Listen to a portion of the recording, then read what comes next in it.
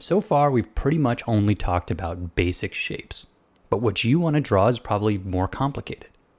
So in this video, we are going to address the idea of starting with a basic shape and then refining it into your final object.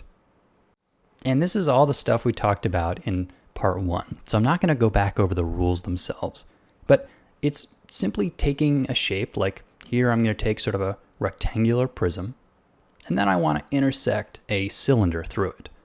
So I'll think about each shape and how they intersect. And being able to draw something like this by now should be a little bit more simple. And I'll put a little rendering on top, and there you can see the form. Well, this basic form you could think of as maybe a cannon or some sci-fi building, because right now there's really no sense of scale or details. Okay, let's do another one. This time I'm going to start again with the rectangular prism. This is a good standby, but I'm going to put sort of a rounded roof on top. Again, these are just basic operations that we talked a lot about in the first series. But who knows what this shape could be turned into? This basic shape could be really the foundation of a much more interesting 3D concept art. Okay, we'll do one more here, and you see I like starting with these rectangular forms. It's because it's just a good bounding box to contain more complex objects with. But here I've put sort of a sloped ramp on the edge. These are the kind of shapes that you should just get used to drawing, because this can be refined into really anything you want. In order to take basic shapes and begin to sculpt details into them, you have to get good at getting a feel for these flat surfaces. So for this basic example, I've taken something with really obvious flat surfaces.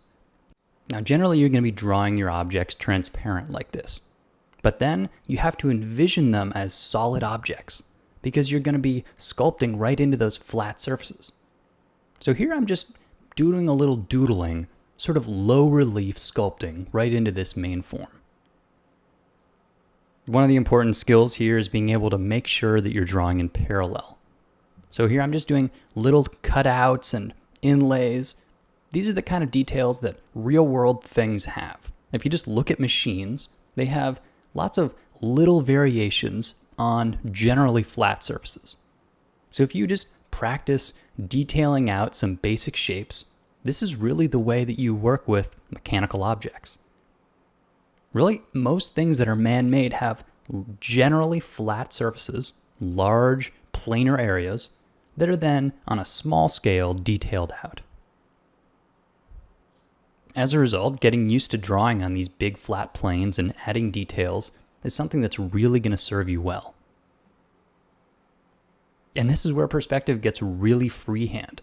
You notice I'm not even thinking about vanishing points at all anymore. The low detail shell has given me the whole roadmap. Now I just follow it.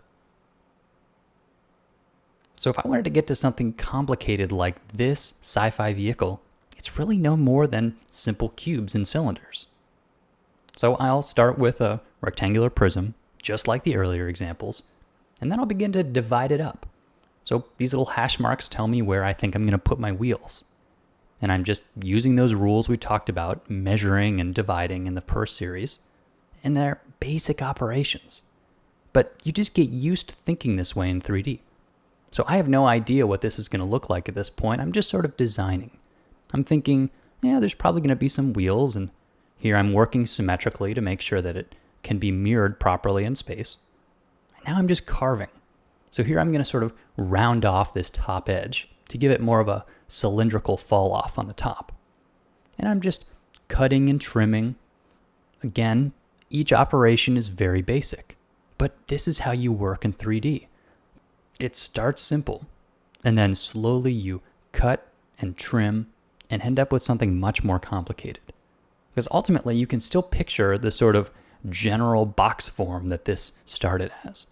But as I add more and more details, it stops being a shapeless box and becomes a sci-fi vehicle.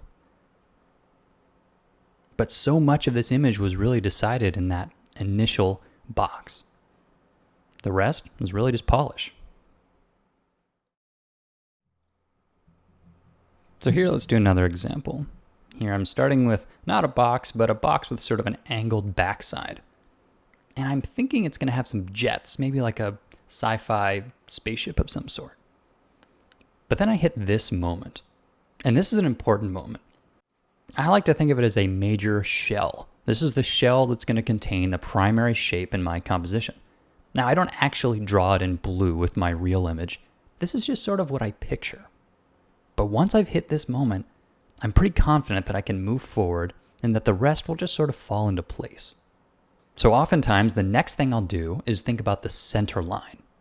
So here I'm going to think about what the profile of this shape really looks like. So I'm just sort of designing on the go. Now, if this were a face, I'd be designing the profile of a nose and lips and forehead. It would give character to the person. It'd be a unique shape. But now in 3D with a spaceship, it just helps me kind of lay out a foundation for the rest of my design.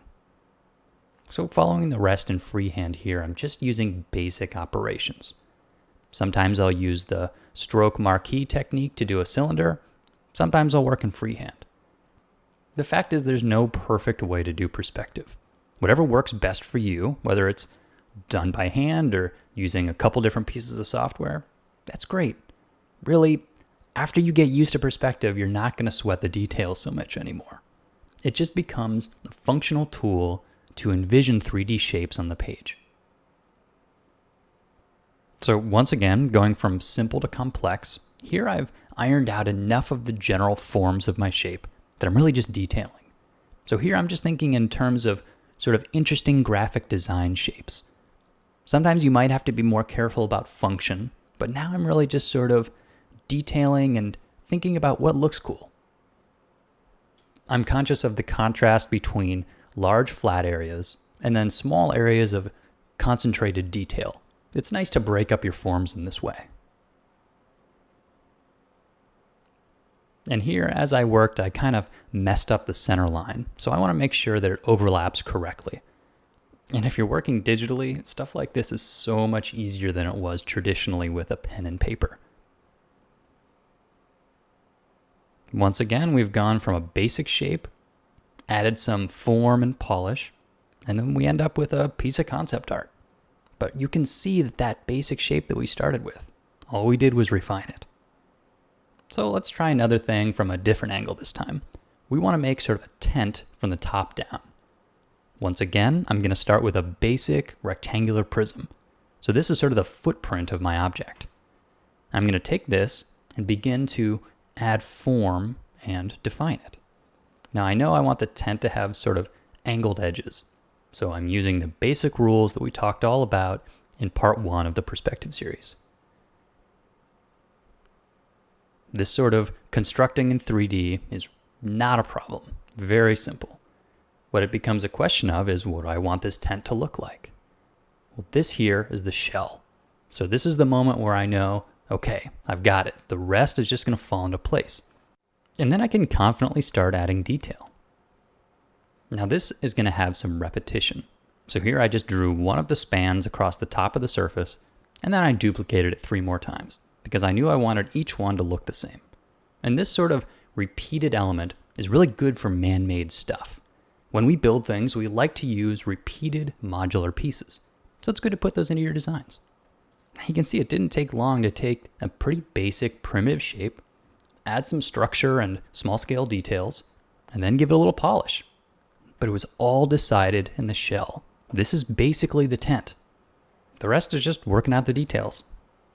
If you've been watching Control Paint for long, you know that I'm a big proponent of working simple to complex. Well, working from this shell is a really great example of this. Almost every time I draw in perspective, this is how I start. So in the next video, we're going to take this same idea and apply it not to a single object, but to an entire environment.